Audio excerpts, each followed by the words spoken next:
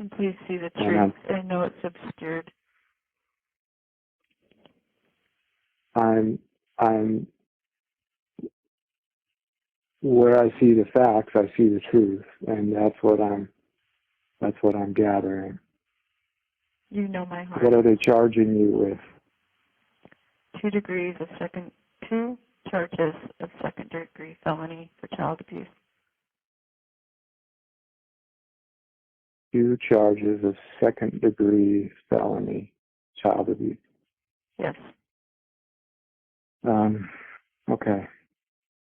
Wow. That's very serious.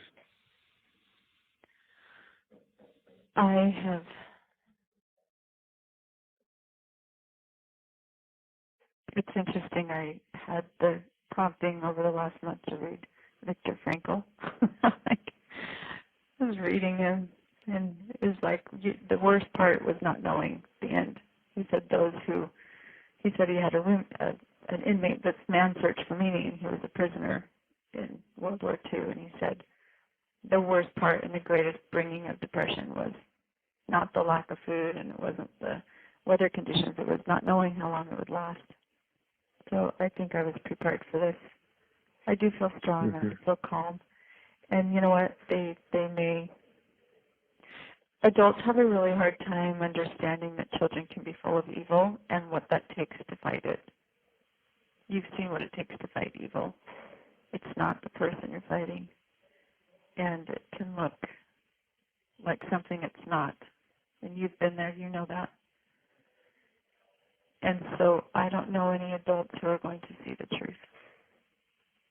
So I'm calm about this, and I just pray that you'll hang in there. You have 1 minute remaining for this call. I think I can call back, but... Yeah, but just in case, I'm preparing to step up and fight for the children. They've been taken. And there's going to be a hearing in the next couple of days here in Provo.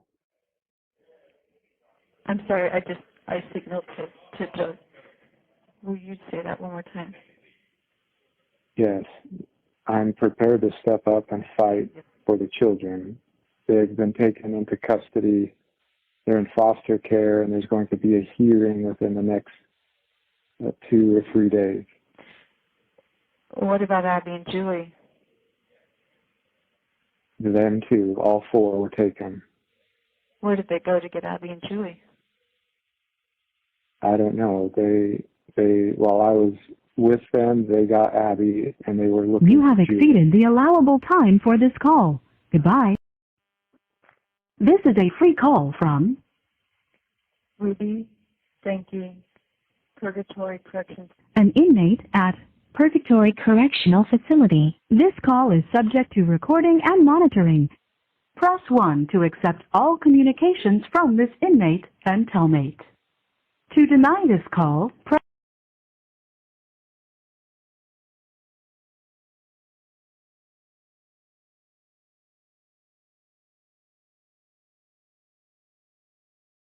Thank you for using Telmate.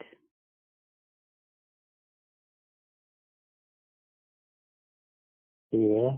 Yeah, hi. Okay. When I saw how long this separation was lasting, I wanted to think of some ways that I could bring in money or make some money if you didn't ever come back. So that's when I asked if you would co-sign on a loan if I found a house, and maybe I could Airbnb it or rent it out, or I've been playing with numbers in my head and I think I could make something, but I don't want to be dumb. I want to be very conservative. So I pulled the money and I have it in a bag. And With you? Do the police have it? well, I don't know what the police took. I don't know what the police have. But the bag was at Jody's house? They can't just take people's money. I mean, that's not right. Well, they're not going to take the money, but when they have a search warrant, they have access to everything in the house. Sure. Yeah. I have a feeling we're going to need that money. We might do. We might do. So, I haven't been making big purchases. I've been very conservative. I think the biggest expense has been the kids' schooling, and that's, they have enough curriculum to get them for a couple of years. So, Okay. I just received a text from Ted Dawson out of the blue. Ted Dawson, who I haven't heard from in years. What, he just texted you? Yeah, the What did he story's say? out. So he said, Stormy sent me an article and it just broke my heart. I just wanted you to know I'm thinking about you, and if I can ever be a resource, we are always here. Are we in the news? It sounds like at least you're in the news. I don't know about me. I don't know what he's talking about. But I'm wondering if they went to Sherry to, like, ask her questions. I don't know. These bookings are public. I know they are. And a couple months ago, Business Insider was reaching out to me, and I ignored their email. But I'm going dark. This is a witch I'm not hunt. at BYU. I'm not at BYU anymore, so I don't know how they're going to find me. Yeah, maybe it was a blessing. This is a witch hunt. The devil's been after me for years, and he's mad as heck that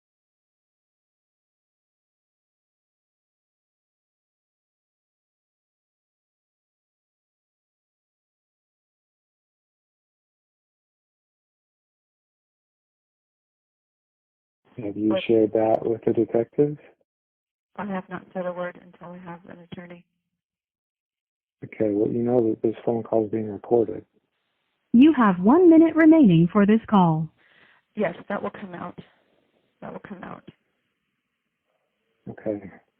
When we were driven to the jail, the detective was putting us in the car, and Jody said,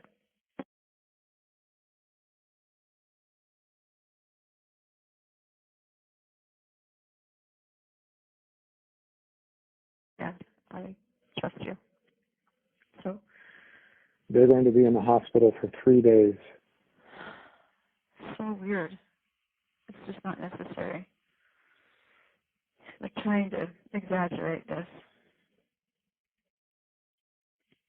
Oh, They didn't show me. Like the hero. Well, they didn't show me any pictures or anything, but the way they described it, it was very serious. You have exceeded the allowable time for this call. Goodbye.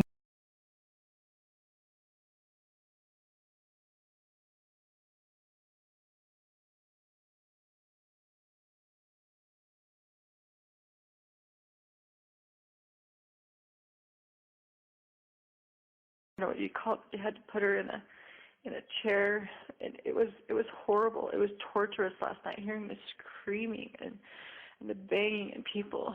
It's like, okay, that's upsetting. But the most upsetting thing is that I am completely misunderstood. That is the most horrible feeling.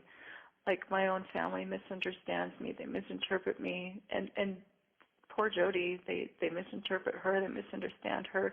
She puts her neck out on the line for people, and then they get mad at her. I mean, it is just horrendous. It's horrendous. And you know what? Every Joseph Smith, every wonderful man of God has had to be misunderstood. That's right. And so I'm going to get out of this. Who knows? Maybe in 10 days I'll get out of this if I'm, if truth prevails right now, or, you know, who knows, like 20 years? I don't know. I don't know how long. But I'm going to step out. I'm going to say I went through everything. I have seen God's children suffer. All the people here, my jail cellmates, have been beautiful women, but they've been hurt. You know, they've been deceived into drugs, and my heart, it just has so much compassion for them. And I have compassion for the cops, and I have compassion for myself, and then to be told that I'm suicidal, I'm like, no, that's not true. Anyway, if you need to let Sherry, that was either Sherry or one of your siblings. Well, they're all in cahoots. One means all of them, but yes, you're right. In your hearing, I don't know if you've considered this. I don't know if it'd be helpful, but you could have the house. And if all the kids go to the house, you've got room there, and I will gladly stay away and let you guys be. So I don't know if that's helpful. I'm just giving it to you if it is. Thank you. And in the discussions with my attorney, that's the only way that we're going to retain custody of the children. That's fine. He is 35 years in this, and he said even if you are acquitted and are released, they will place legal restrictions on your access to the under 18 children. I figured such. God told me when I was driving before I called you. I didn't have any information. I didn't know anything, and the Spirit said, your children are going to be removed. And I cried out loud. I'm like, no, I'm not done. I'm not ready. And God told me I'm done. And I just, so.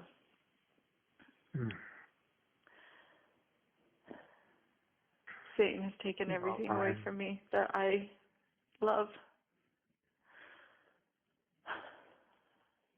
And I'm a good woman. I don't do naughty things.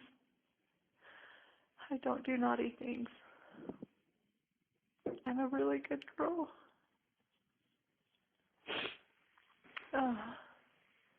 Ruby, I'm going to do everything that I can to keep truth in our family. And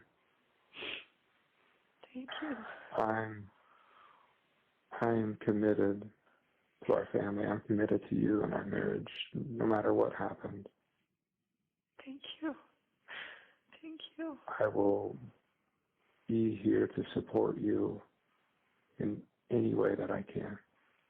Well, thank you for stepping up. I do need to go, but okay.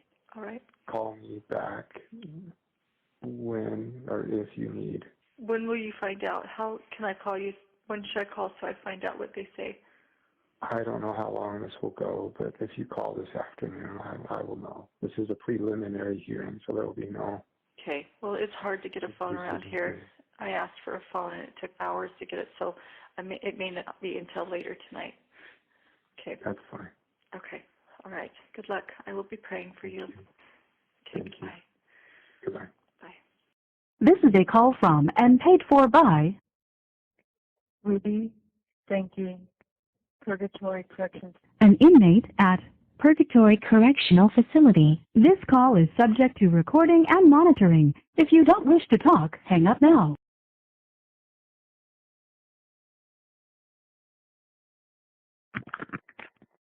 Hello?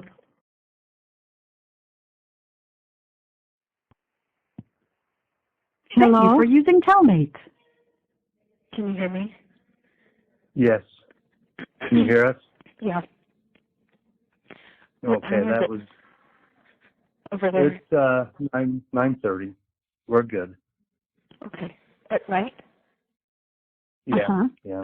We're 8 hours ahead. Okay. I'm glad you could call us back. Yeah. I haven't used the phones very much. They're kind of hard to figure out, but yeah, I think I figured out how to use. I don't think this one will shut me off. I think the one I called you was a free call, and this one will be paid for by my account. Kevin, Bo put some money in it. So, but I was saying I can't say everything that I want to say, but I really did feel like the arrest was like a rescue. Like I just felt so many angels around, and it was like a relief. It was just really kind of surreal, kind of strange. But I just keep thinking about, President Nelson's talk, think celestial, and I know he said in the past about myopic thinking, and he's given a lot of context to, how small this life really is, and I'm just so grateful. How many people, will go to the grave not having woken up, and I want to use this time, and I am using this time to change, to repent, and to do what I can to let the Lord know I love him and my family. And I've had many experiences here to kind of guide my thinking. It's like, I don't know, my attorney's been really good. Did you know my attorney is... I believe that God has a hand in the old Ruby, being kind of set free or whatever you want to call it, that, thing being gone. Yeah, absolutely. Absolutely. I could not come out of this without his grace, without his mercy, without his help. This has been the strangest and the most miraculous intervention. It put everybody where they needed to be. It separated me from Jody, so I'm not hearing her. And I think just being gone and not hearing her has cleared a lot of things up for me. And it put the kids in a place where they're... You have exceeded the allowable time for this call. Goodbye.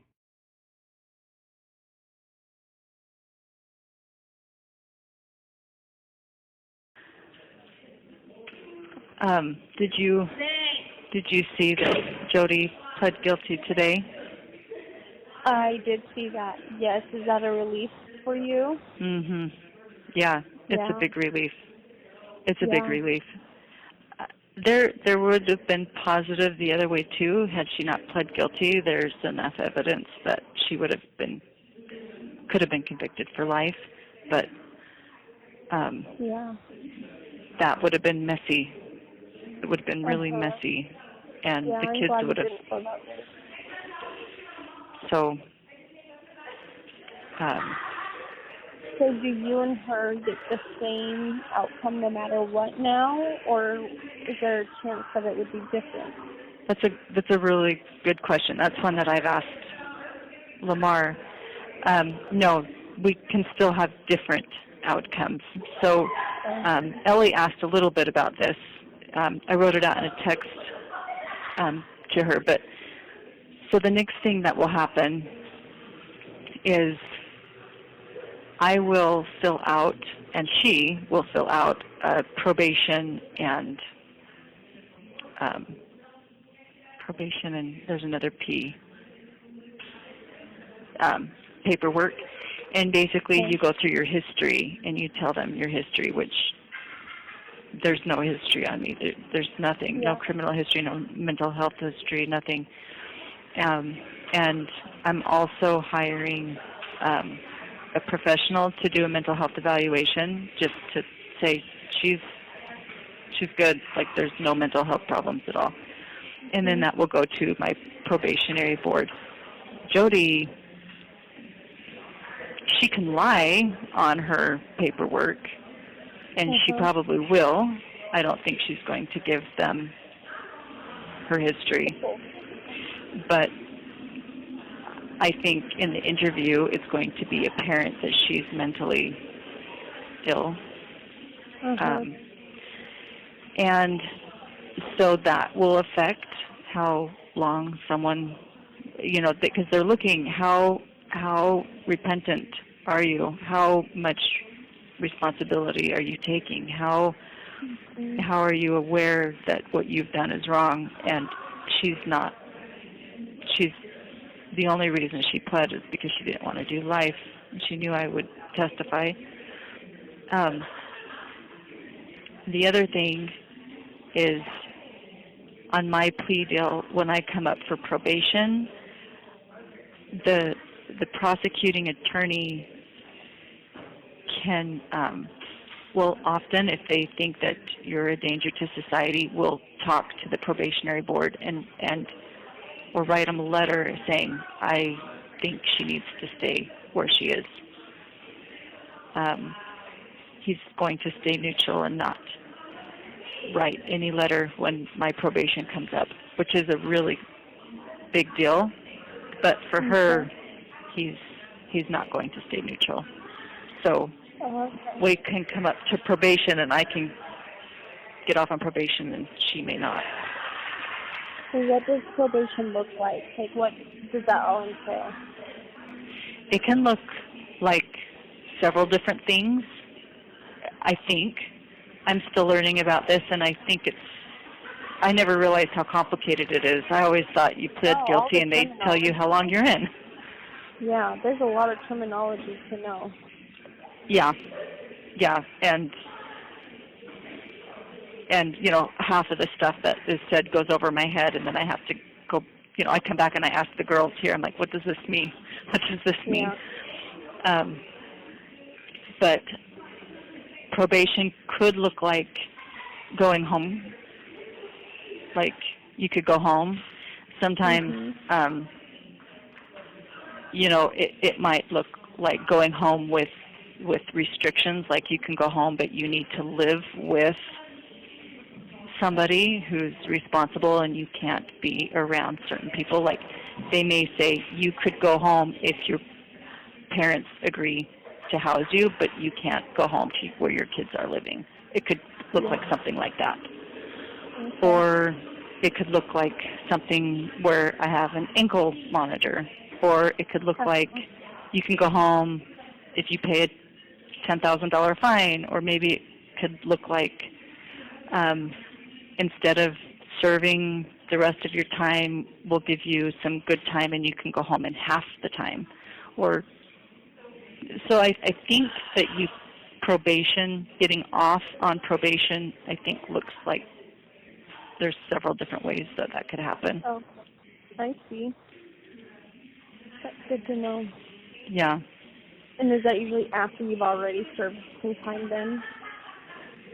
Say that one more time. That's after you have served some time? Yeah. Yeah. And I don't know what that is going to be. I don't know if it's... One of the girls said that it would be for me 6 months, but I've also heard it could be 4 years, and some people serve several years before they ever see their probation board. So I'm really still, I mean, I could be in there 4 years, I could be in there 30. Like, I really don't know. Yeah. And that will come in February? On February 20th. Okay. Yeah. And the news that I saw today, Jody's sentence hearing is also February 20th. So I'm going to make a request that we be transferred in 2 different vans. I don't think they're going to accommodate that. Oh, do they? Okay, I see. Yeah, when I went to the courthouse last week, what they do, they did this when they transported me to Utah County as well. They pull all the girls. There's only 2 housing here for girls. There's not very many girls here, but there's many for the men. And so they take the girls and they put them in a cell together, in a holding cell to wait, and then they get all the men together and they put all the men in the cells, and then they start putting on the ankle bracelets and the chains and the everything on the men while you're sitting in the cell with these women you're going to the court with for an hour, and you're sitting with them, and then they pull the girls out and they line you up, and then they put the shackles on you, and then they take the men out to the men's van, and then they take the women out to the women's van, and then you drive to the courthouse together, and then they take you out. How far away is your place from the courthouse there in St. George? 30 minutes, 40 minutes. Okay. And then you sit in a cell at the court. So if someone's hearing's at 9, this is what happened to me. There was a girl that went with me, and her hearing was at 9, but mine wasn't until 11. So she went in, and she had like a 5-minute hearing. And then we sat in the cell and talked for 2 hours until it was my turn. And then we rode back together. So you pretty much spend several hours together, whoever's going to the court that day with you. Interesting. So that means on February 20th, it would be you and her going together. Yeah. Okay. Yeah. When was the last time you talked to her? Was it that day? It was when we were arrested. Okay. Yeah. I left early in the morning to go to a dentist appointment with Julie. We left at like 3 in the morning, and she calls me sometime in the morning, and so I went back down. But when I got to the house, I mean, it looked like the movies. There was a red fire truck, there was a black van with tinted windows, there were 2 ambulances, there were 20 cop cars. I mean, it was. Did you just sit in your car? No, I pulled up and found a spot to park. She lives on a cul-de-sac. I parked in the cul-de-sac, and I walked up, and the driveway was just full of cops, and I just walked up to the cops, and they said, "Are you the mother?" And I nodded my head, and so they took me and put me in the casita, and I sat there for a couple hours. I just sat there, and then they were finishing looking through the house and stuff, I think, and some of the guys were coming in and out with pizza, and so I think Eve was still there because the ambulance car was there. I was eating pizza with the police, and then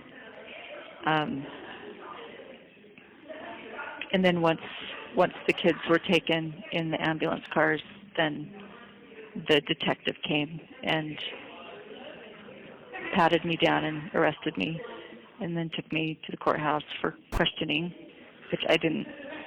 And I'm glad I didn't say anything, because Lamar was really helpful. Like, if you ever get arrested, don't say anything. I just didn't say anything. And she was like, how did you find Lamar? Was he just assigned to you coincidentally, or did you? So she has an attorney that she's used for connections, and I called him and no one answered, but then she called him, and he said, "I only do like business law, I don't do criminal law, but here's a number of 2 people who do that I would highly recommend." And so she gave the two numbers, and I got the number from Kevin. I don't know how the numbers got from. I don't know how, but Kevin said, "Here's your attorney, and this is her attorney," and that was the last time I talked to Kevin.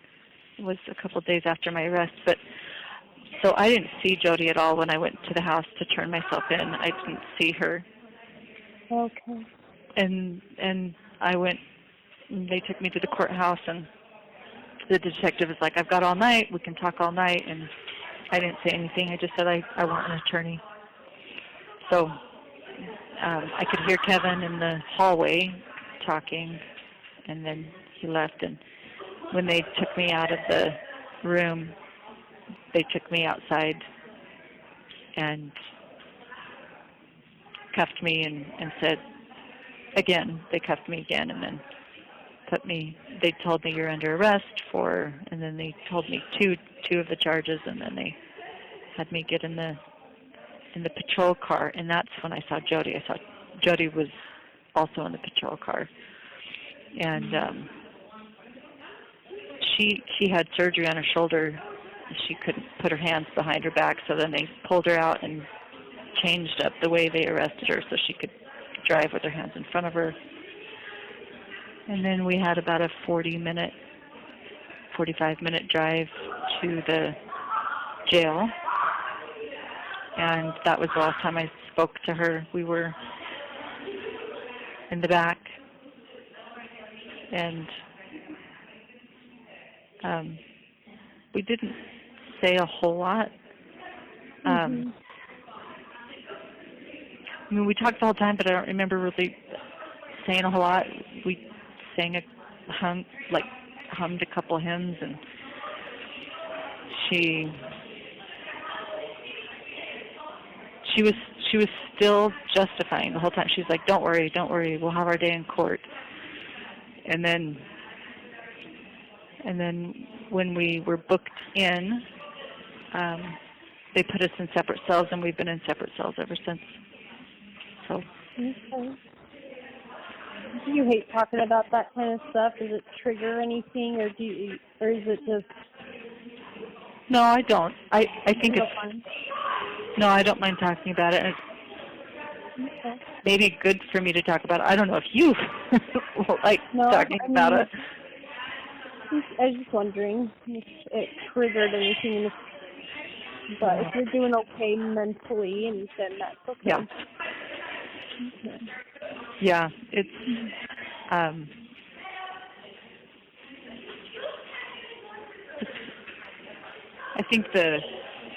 think putting the pieces together and just seeing, like, she knew she was lying the whole time. Like, and it's embarrassing too to like repeat it. It's like, oh my gosh, how gullible was I? Oh my gosh, how much power I gave this person, and I didn't see it. But when I realized, so she had, her attorney's name is Doug Terry, and mine's Lamar, and Lamar, you know, maybe a month into it, maybe not even that long, he's like, Jody denies everything. She denies having anything to do with this. And I was shocked. I was like, what? And I'm still telling Lamar, like, you know, all of the justifications and all of the, you know, I'm talking like a criminal. I sound like a mad person. He was so patient with me. He was so patient with me. He would just look at me and, like, kind of dumbfounded, like I'd said 2 + 2 is 7, and I really believed it, and he would just stare at me. I'm like, what am I saying that's so off? And but that's because I really believed it. But then when I heard that Jody was not talking like that, she was denying the whole thing, it told me she knew all along. It's like a little kid who doesn't know it's wrong to pee in their underwear. Like, they don't know. They're not embarrassed by it. It's like, oh, I was supposed to pee in the toilet? Oh, oops. But you get a 6-year-old. You know, you get a 6-year-old who knows they're supposed to pee in the toilet, and they're peeing down the heater vent. They're going to try to hide it. Mhm. And that's when I realized she knew all along, and she's hiding it. And then I was like, crap, what am I on? And that's when things kind of started turning. I was like, she's not been honest. I didn't know she wasn't honest. I didn't know she would lie. And it's like, what else has she been lying about? Where else have I been deceived? Yeah. Mhm. What was that? Oh no, I was just agreeing. Yeah. You did see it. Yeah. Yeah, and it was just like the little string that started pulling apart this fabric. I'm like, oh my gosh, what have I done? Like what? So, I can talk about it now. Yeah, go ahead. That's good. Lamar was just very, very kind that day that we met with him. It was very nice for him to take the time and just visit with us. Oh, like miraculous. Yeah, he and his wife. Mhm. Yeah, he had a way of like he didn't beat around the bush. Like there were sometimes he would say things that were shocking to me. Like he would like repeat what I said, but he would say it in a different tone so I could hear myself. And he's like, "Is that really what you think?" And I'm like, "Oh." And he would, but then there were other times that You have 1 minute remaining for this call. do you want to end the call, or do you want me to call you back? How do you want to? We can end for today, and then we can always talk again. So Yeah. I'm just really glad that he's there to kind of help you through it, and Mhm. Yeah. Well, that first night I was in the jail, I just felt really strongly like I'm sending you help. Help is coming. Yeah. And I just felt like that was Lamar, and he's been very, very helpful. I'm grateful for him. Well, that's what we've all been praying for this whole time. So I'm glad that even it's a different kind of help, but I'm glad it's finally here. Me too. Me too. I'll take it. Like I hate this, but I'm taking it. Of course. Of course. Yeah. It was good to talk to you. You have exceeded the allowable time for this call. Goodbye.